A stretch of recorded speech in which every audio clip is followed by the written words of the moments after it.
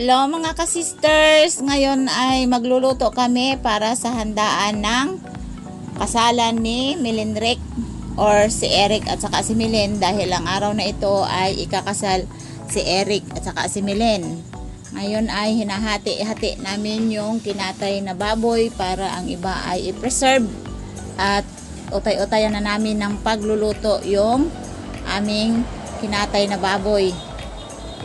Ayan. Si Misayahay naman yung tagabalat ng bawang, at si Hana ay kasama din sa pagbabalat ng sibuyas. Kailangan kasi ihanda yung mga ingredients na yan dahil napakatagal yan mga ka-sisters ng kapag hinimay-himay mo, kailangan nakahanda na kaagad, nakahanda na kaagad yan at naka-ready na kaagad para pag natapos na maihiwa-hiwa yung karne ng baboy ay ayan, madali natin siyang maihalo sa karne. Ngayon pala ay ako yung taga hiwa-hiwa ng karne at pinagbukod-bukod ko na sila para sa iba't ibang recipe natin, dahil nga nabutan kami dyan ng gabi at kailangan naming i-marinate lahat ng karne dahil madaling araw yan mga ka-sisters ay lulutuin namin.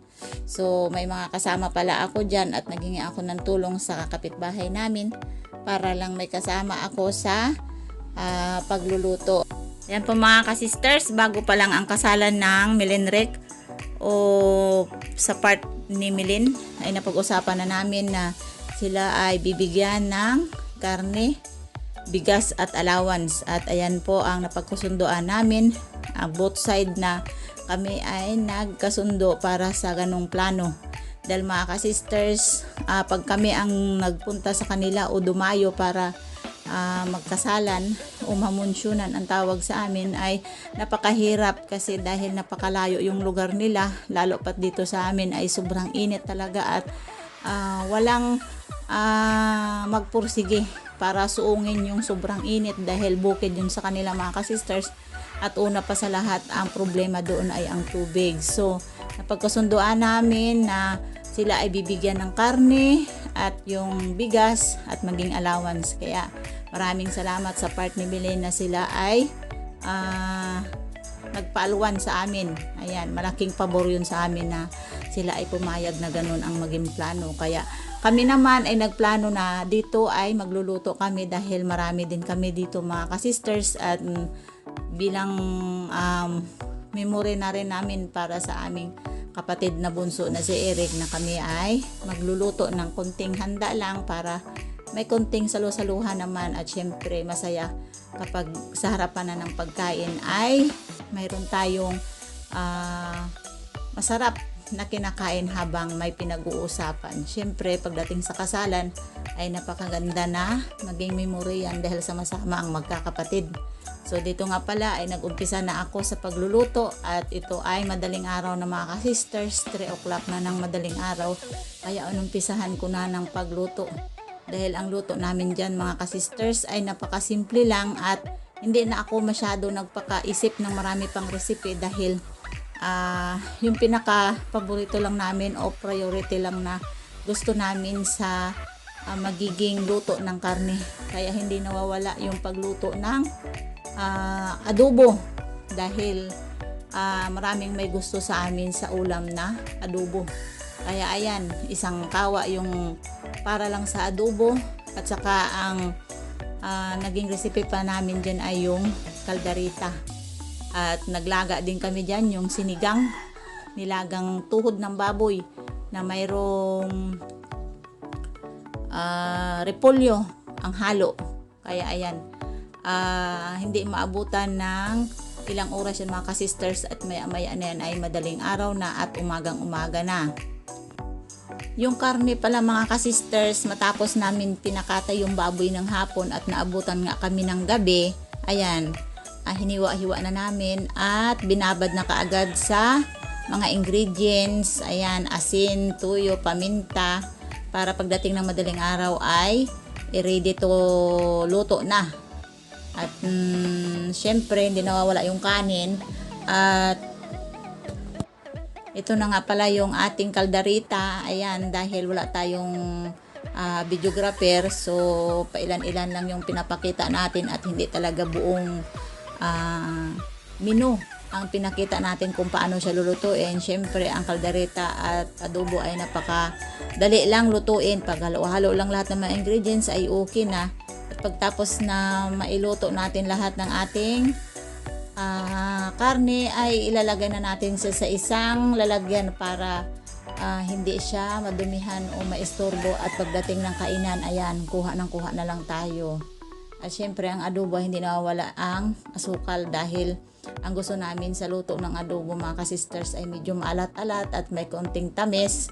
At yun talaga ang tunay na adobo, may alat at tamis. Sobrang busy. Kahit sobrang busy, mga ka-sisters, ay kailangan natin magang-maga pa at walang tulog. Ayan.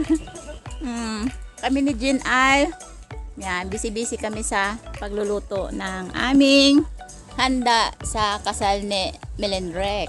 At habang si Melendrek ay nag-aayos ng mukha dahil para kailangang gumanda daw, dito tayo nagluluto.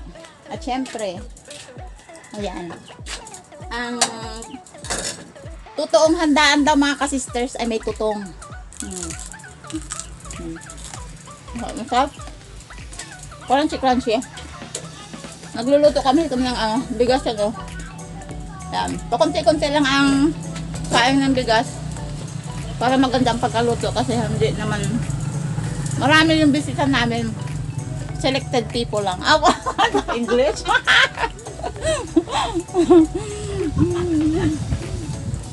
Tapos yung ibang luto namin ay natapos na dahil madalang araw pa. Gising na kami. So, dahil nagutom ako, dukot mo na ang aking.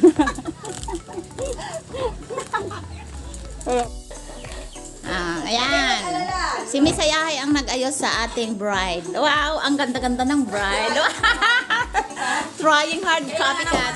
Aba, yung nanay din, talaga namang artistahin. Aray. Ayos. Hi. Excited ba ako na mumuan ng birthday? Aray, ayan, ang ganda ni Mel. Ito na nga, mga ka-sisters, pagtapos namin na mailuto yung mga karne at medyo okay na lahat dahil magang maaga pa nga ako nakagising at natapos ng maaga yung mga pwedeng gawin, ay ito, nagayos kami ni Hana ng misa dahil sa totoo lang, mga ka-sisters, yung mismong bisperas ng kasalan ay parang hindi kasalan kasi medyo wala kaming nagawa. Ayan, blanco ang isip namin kung anong gagawin. Ganun pa man ay pagdating ng umagang maaga ay naisipan ko ng ipagsama yung dalawang misa dahil alam ko na talaga na ang aming bisita ay halos kamag-anak lang din. So ayan, talagang nakahanap tayo ng paraan na yung maging takip ng misa ay yung floor mat. Kung anong kulay yung sahig, ganun din ang kulay ng misa. So ganyan talaga ang buhay sa probinsya. Ang importante ay naging malinis lang yan, mga ka-sister, at maayos. Syempre, yung mga bangko ni Melendrek na galing sa sala ay nilabas na namin ni Hana para pag may dumating na bisita ay doon na kaagad sila uupo. At tapos namin maayos ni Hana yung mga misa sa labas. Ito nga, bumalik na naman ako dito sa kusina para ayusin yung aming kunting dessert. Ayan, gumawa ako ng tamang-tama lang na kunting dessert dahil mas masarap daw ito na pagsama sa may karne, may dessert na konti. Ayan, medyo masaya na kapag ganun, may sweet and sour. Ayan, ito naman si Miss Ayahay ay dumating na yung sa side ni nanay at talaga namang napakwento at napabida. At dahil si Miss Ayahay ay nakatuka doon sa pag-aayos ng tarpaulin, tarpaulin pa talaga, yung mga dikit-dikit sa wall na ang pangalan ay Melendrex, Miss Ayahay ang gumawa nun dahil bawat isa sa amin ay tinukahan ko na para at least hindi gahol o hindi magulo para sa akin dahil ako talaga ay nakadestino sa abuhan o sa kusina at ito namang si Miss Ayahay ay nadestino doon sa pag-catering. Wow, catering talaga. Na-level up si Miss Ayahay dahil catering. So, ganun pa man ay si Jen ay talaga namang kasama ko sa pagdating sa kusina dahil may tagahugas tayo ng pinggan at iba pa. ito namang si Misayahay ay syempre dumating yung sa side ni nanay, kapatid ni nanay, napabida talaga at ito nga napakaingay ito at napakasaya dahil minsan lang kami niyan magkita at napakalayo din ang lugar nila yan mga ka-sisters. At syempre sa oras na yan ay medyo nakahayahay na rin ako dahil ang ibang mga trabaho ay medyo ready na at naghihintay na lang kami ng pagdating ng kasalan dahil matagal pa daw sila makakauwi. Ito na nga yung ginawa ni Miss Sayahay. Ayan, yung kanyang decoration. Ayan, decorate. So, napakasimple lang pero ang importante ay peaceful. Ayan, gawa-gawa lang namin yan. At syempre dumating na si Milenrek at tapos na ang kasalan. At ito nga, yung mga kamag-anak ni nanay ay ito talagang napakaingay sa pagsalubong ng kasalan ng Milenrek. Ayan, ito na nga at kami ay maghahanda na ng kainan ng galing sa kasalan. At dito upo si Eric at saka si Milen at ito na yung inihanda namin sa kanila at ito yung naging luto ko, kaldaritang baboy at ito naman yung adubong baboy at yung iba pa naming luto ay ayan, ilalapag din namin dyan. At syempre, naglagay na rin ako ng mga pagkain sa labas para kung may dumating na bisita o kamag-anak ay ready to kain na rin. Syempre, yung dalawa ay ayan, talagang gutom na kasi yung dalawa dahil naabutan na ng alas 3 ng hapon bago nakakain dahil sa sobrang tagal. Syempre, ayan, nagkanya-kanya na kami ng pulot ng pagkain dyan dahil kamag-anak lang naman kami at sanay na sa bawat isa. Walang problema kahit gaano kadami ang kakainin ay walang masasabi. At ito na nga, pagkatapos na hindi pa nga tapos ng pagkain ay siyempre picture na dahil ang iba dyan ay uwi na sa malayo at siyempre hapon na yan mga ka-sisters at yung mga kamag-anak ni nanay ay medyo malayo pa, magta-travel pa ng napakatagal. At ayan, siyempre sa gustong kumain ay pwede naman dahil marami naman kaming inihanda. Ayan, matapos nga pala kaming kumain dyan at ayan, nagmamarites muna ang iba habang hindi pa nakauwi at syempre ay masaya naman makipagmarites kapag bihira lang kayo magkita.